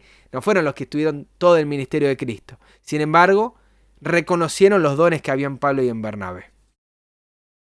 Entonces, columna son personas destacadas, son grandes líderes. De esto está hablando los 144.000. Y son los grandes líderes, son las personas destacadas en el templo de Dios, ¿sí? Templo que si uno ve Apocalipsis 7, ya vamos a ver este tema en profundidad más adelante, pero leemos Apocalipsis 7:13, hablando de los 144.000, entonces uno de los ancianos habló diciéndome, estos que están vestidos de ropas blancas, ¿quiénes son y de dónde han venido? Y yo le dije, Señor, tú lo sabes. Y él me dijo, estos son los que han salido de la gran tribulación. Escuchen bien, no fueron los que murieron y resucitaron, sino que salieron pudieron pasar esa gran tribulación. Y han lavado sus ropas y las han emblanquecido en la sangre del Cordero. Es decir, pasaron por un proceso de purificación de la iglesia. Por eso, verso 15, escuchen bien, por eso los 144.000 están delante del trono de Dios y le sirven día y noche en su templo, y el que está sentado en el trono extenderá su tabernáculo sobre ellos. Dos asuntos con este pasaje. Primero, vimos en Apocalipsis 3:12 que los hará columna del templo de su Dios, es decir, nunca más saldrán de allí, dice también el pasaje, y acá dice que le sirven día y noche en su templo, es decir, nunca salen del templo, ¿sí? Estamos hablando del mismo grupo, la iglesia de Filadelfia y los 144.000, ambos están en el templo, unos nunca salen y los otros están día y noche, es decir, nunca salen. Y lo otro, unos son columna y los 144.000, el Señor extiende, dice, su tabernáculo sobre ellos. Es decir, si pudiera graficarlo, son las columnas los que sostienen y Él lo cubre el tabernáculo para que, ¿sí?, esté completo esta estructura. ¿Y qué más nos dice Apocalipsis 3:12? Que va a escribir sobre ellos tres cosas. Uno, el nombre de Dios. ¿Cuál es el nombre de Dios? Desde Éxodo 3 en adelante, el nombre de Dios es Jehová, ¿sí? Yo soy el que soy. También nos dice que va a colocar el nombre de la Nueva Jerusalén. Hay algo que va repitiendo todo el tiempo, la ciudad de mi Dios, ¿sí? Y ahí lo vimos, que Jesús tiene un Dios, que es su Padre. ¿Saben por qué esto? Porque, bueno, en 1 Corintios 11:3 habla de que Dios es la cabeza de Cristo. Y cuando hablamos de Dios, estamos hablando de quién es la autoridad que está por encima de todo, ¿sí? Está Dios, luego está Cristo, después están los ángeles, estamos nosotros. Y el Señor nos está llamando de hijos de Dios. Imagínense a qué lugar nos está colocando. Por eso, mirad cuál amor nos ha dado el Padre para colocarnos en esa posición, a la par de Cristo. Increíble. Cristo como nuestro hermano mayor, ministrando delante del Padre, ¿sí? Increíble. Bueno, Él nos va a colocar el nombre de su Padre, el nombre Jehová, que significa yo soy el que soy, que es la combinación de dos cosas. Yo soy su eternidad, es decir, nunca va a dejar de ser, es la vida eterna, y el que soy, o lo que Él es, que es su naturaleza, su carácter, fuerte, piadoso, tardo para la ira, grande misericordia y verdad. Es lo que Él es lo que Él desea en nuestra vida. También el nombre de la Nueva Jerusalén, la ciudad de Dios. ¿Qué nombre tiene la ciudad de Dios? En Jeremías capítulo 33, ya estamos terminando, verso 16, nos dice, en aquellos días Judá será salvo y Jerusalén habitará seguro y se la llamará a Jerusalén Jehová justicia nuestra. Jeremías 33:16. Es decir, nos va a grabar el nombre de Jehová por el Padre, nos va a grabar el nombre de Jehová por la ciudad y nos va a grabar el nuevo nombre del Hijo. ¿Y cuál es el nuevo nombre del Hijo? Me parece que queda más que claro, ¿no? Con lo que estoy diciendo.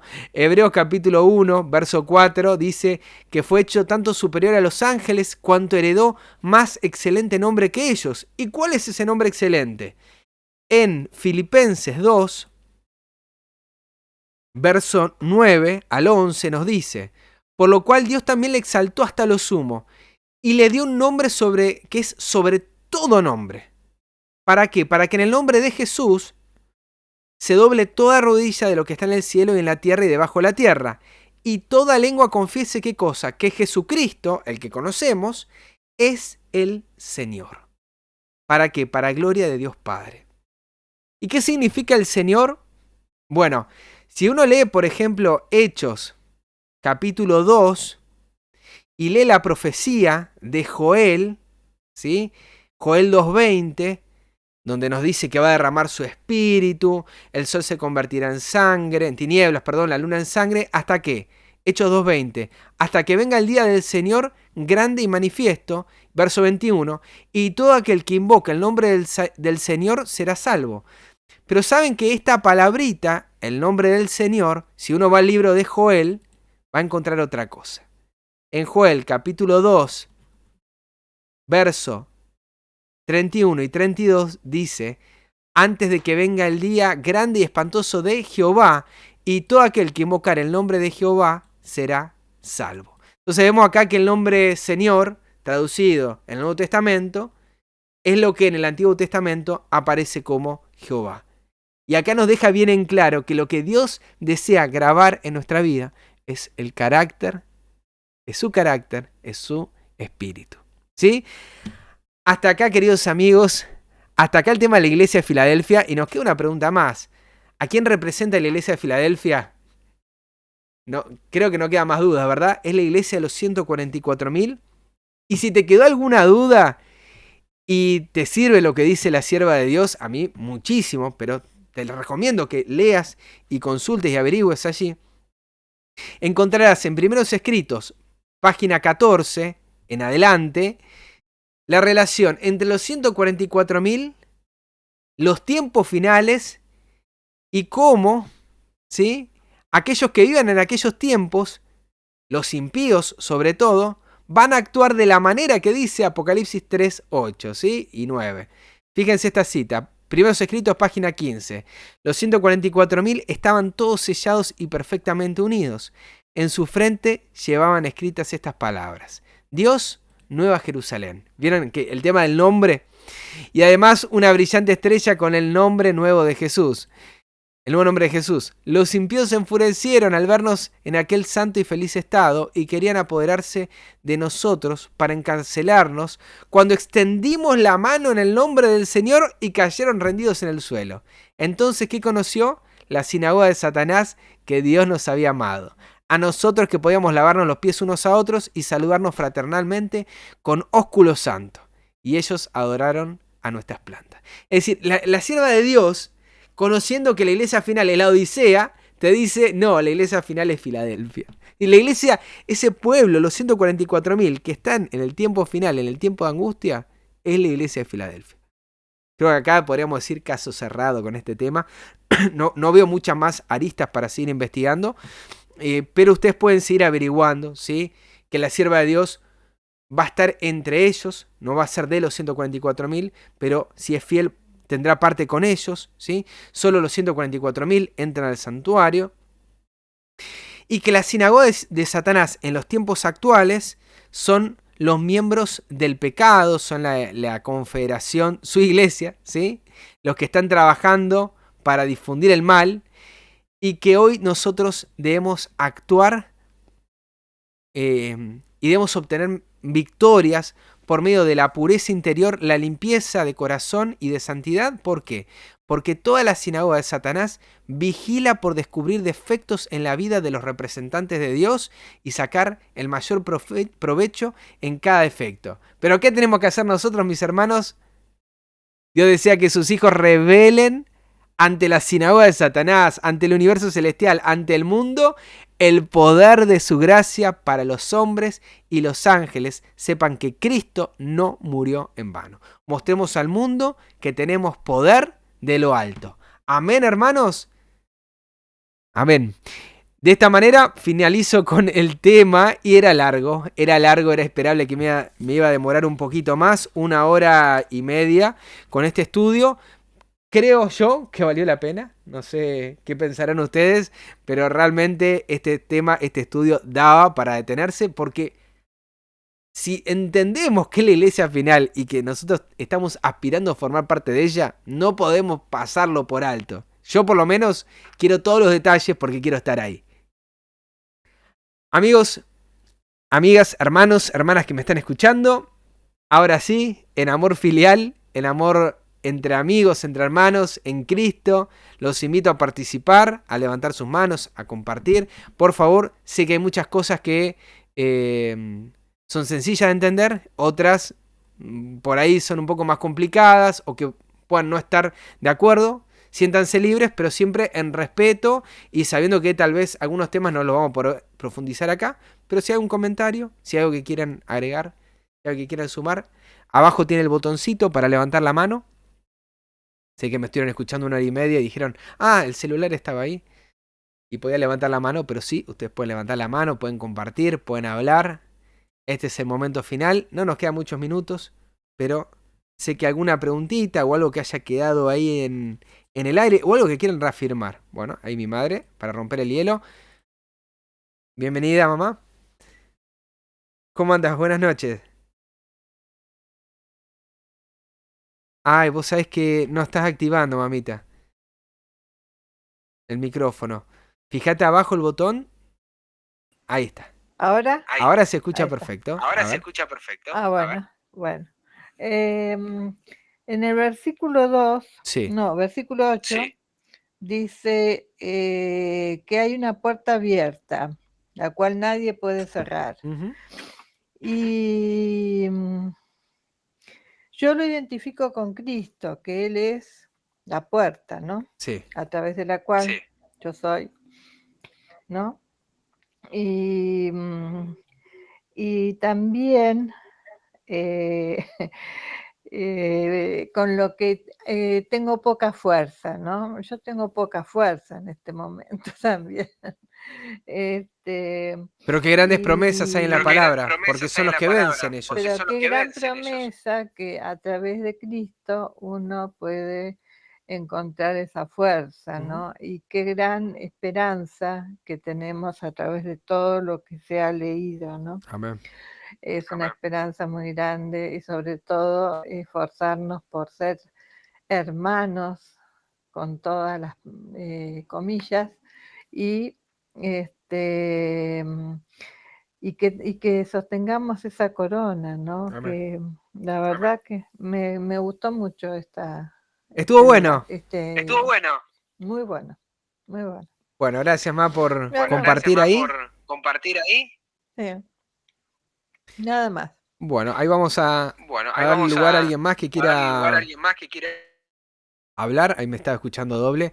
Alguien más que quiera hablar, que quiera compartir, puede levantar su mano. No hace falta algo, una elucubración o algo complicado. Si ustedes quieren dar algo que los haya hecho meditar, tal vez una idea que ustedes tenían o algo que no vieron, ¿sí? Esto no lo había visto. O tengo otro pasaje para agregar a este tema. Mientras vos venías hablando me acordé de otro pasaje.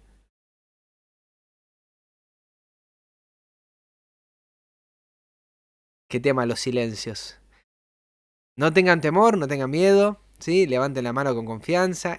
La idea de esto es que sea un estudio participativo, por lo menos al final, que puedan ustedes tener este momento para charlar. Y si no, bueno. Sí. ¿Vieron cuando dicen los docentes y no, nadie levanta la mano, nadie dice nada, o quedó todo claro o no quedó nada claro, ¿sí? Así que no me quiero ir con esa impresión de que no quedó en el 50 y 50. A ver, Juan Carlos, ¿cómo estás, mi hermano? Buenas noches.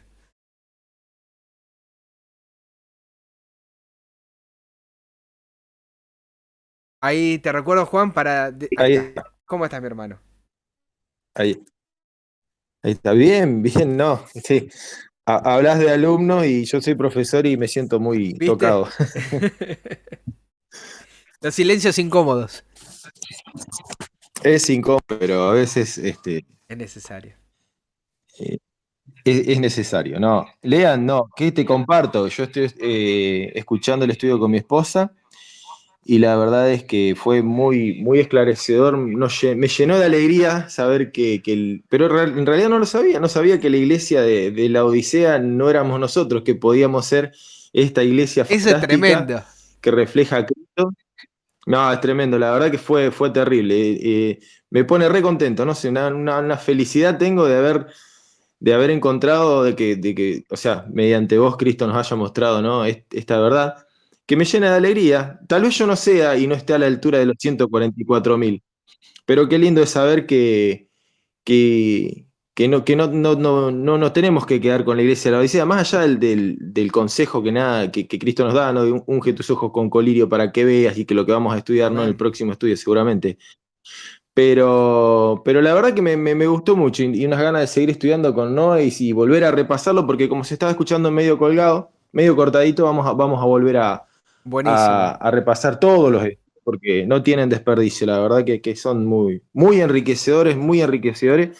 Y te cuento una inferencia más, ya por ahí Dale. medios, este, se nos están yendo de la mente, ¿cierto? Justo comentaba esto con Noelia, mi esposa, se nos están yendo de la mente ciertos problemas que en algún momento ocupaban mucho espacio. Y hoy me decía Noelia, me dice, estoy teniendo muchas ganas de leer, me levanto y solo quiero leer. Y leemos obviamente el Espíritu Profecía y la Biblia con las nenas, y nuestra mente se está yendo para eso. Y un poquitito sentí en mi corazón que ese guardar mis mandamientos, de guardar con el verdadero significado de la palabra guardar, estaba comenzando Qué grande. a pasarnos en nuestra Gloria a Dios, una hermano. alegría Gloria grande a y Dios. bueno, Estos son los mayores milagros que gloria a me Dios, gusta exactamente. escuchar. Claro, y te lo comento porque sos el puente, la conexión que realmente nos está llevando a encontrar estas verdades. Yo sé que sos una persona que no se hace cargo y me parece perfecto, justamente por eso valoramos lo que haces, porque entendés que somos necesarios como canales Amén. imperfectos, pero que de esta manera podemos ver cómo en lo débil, como dijiste hoy, somos fuertes. Así que qué lindo lo que pasó hoy y bueno, que siga pasando, que Dios Amén. nos siga dando esta oportunidad, ¿no? De poder congregarnos, aunque sea de esta manera, pero Dios está llegando a los corazones y hay un remanente que se está uniendo y bueno, que se fortalezca para el momento de la prueba y el tiempo que habrá de venir, ¿no? Amén. Amén. Vos, mientras te escuchaba, pensaba en el pasaje. Vos decías, no estoy a la altura de un 144.000. Vos fíjate que dice que tienen poca fuerza. O sea, Sí, todo lo que claro, nos describe es justamente la definición de lo que es un 144.000. O sea, es como, qué es la bárbaro. explicación justamente de eso, ¿no? Del que no se entiende, el que no se cree 144.000, es el 144.000, Es ¿sí? fantástico. Pero bueno, a eso nos está llevando el Señor y estamos viviendo en esos tiempos. ¿Sí? Que Dios nos dé fuerzas, Amén. sea la situación en que nos encontremos, ya sea que estemos dentro de 144.000 o nos pase como a Esmirna, ¿sí? Dios nos va a preparar para la situación en la que estemos y si retenemos su palabra como lo estamos haciendo hoy día a día y vos nos contaste el testimonio, el Señor nos va a cuidar de los tiempos que van a venir. Yo veo esto y digo, qué Amén. amor grande que tiene el Señor para con nosotros. Que en vez de estar pensando en el Tal cual. microchip y en las cosas, decir, no, Dios te va a cuidar de todo esto. Claro, Tranquilo, exactamente. tranquilo, Dios te No, va a no, no. cuidar. Sé obediente a la palabra de Dios, Él te No. va a cuidar. Hay unos temas buenísimos que está compartiendo Y como Emanuel, decía, cortito, Emanuel Vallejos, de 3 minutos, claro, que están bárbaros exacto, en este sentido. te estaba por comentar lo de Emma justamente, Muy ¿no? bueno. Que Emma me había hecho un comentario y la verdad que es justo y muy, muy, muy atinado, ¿no? Estamos en el espíritu, mi hermano. Muchas gracias ahí por comentar. Amén. Nos veremos en el próximo estudio sobre la Odisea y allí seguiremos analizando. Después los próximos capítulos no nos vamos a estar metiendo tanto a detalle como estos, pero a ver, hermanos, yo por lo menos lo veo, es una necesidad comprender el mensaje de las iglesias de esta manera para despertar justamente a lo que hoy le pasó a Juan Carlos, como me pasó a mí en su momento, de cosas que ya estaban reveladas ahí, que estaban escritas, y nunca nos lo mencionaron de esta manera. Gloria a Dios porque Él es el que permite todas estas cosas, y en esta noche también permitió este milagro. Bueno, mis hermanos, los saludo a todos los que están ahí presentes, a Elías, a Santiago, Margarita, Rosalvina, Fanny, Luis. ¿Cómo andas, Luis? Lidia, el otro día estaba pensando en ustedes. Un cariño grande para los hermanos allá en Río Negro. Angie, Clarita, Nancy, Omar, Noé. Bueno, a todos los que se fueron sumando. Si alguno de los que mencioné quiere hablar, quiere levantar la mano y mencionar algo más, este es el momento.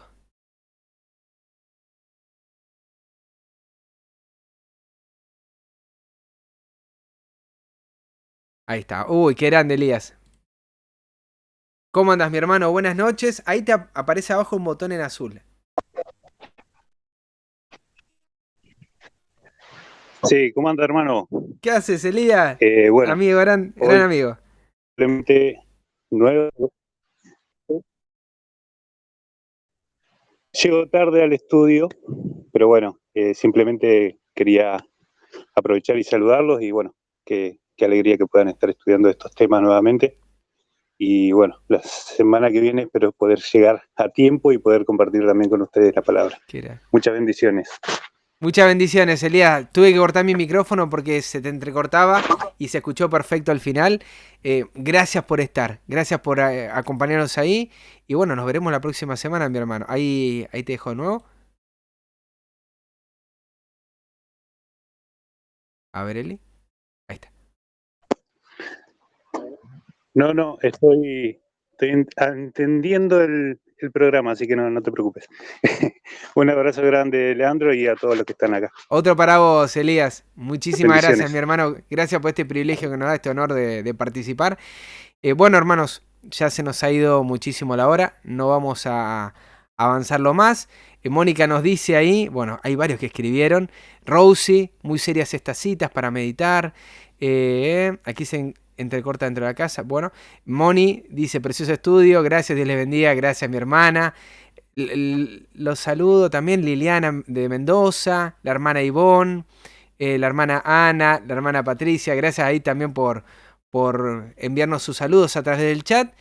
Y vamos a despedirnos con una palabra de oración. Les voy a pedir si a alguno de ustedes les gustaría tener esa palabra final. A mí me encantaría eso, realmente. Que sean ustedes los que cierren esta reunión con una oración. Aquellos que tengan el deseo, ponen ahí la manito para orar. De paso, los saludo y bueno, nos despedimos en esta noche. Alguien que tenga el deseo, que Dios les ponga en el corazón en esta hora.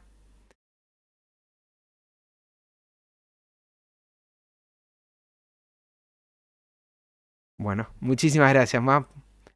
Ahí te escuchamos y bueno, a los que estamos acá presentes, los invito a ponernos reverentes para orar.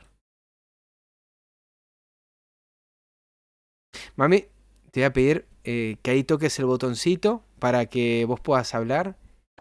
Ahí está. Ahí. Padre nuestro que estás en los cielos, santificado sea tu nombre. Te damos gracias, Señor, por todas estas palabras que hemos estado escuchando, por todo el análisis que se hizo, Señor, de este tema. Y te ruego, Señor, que nos ayudes a retener nuestra corona.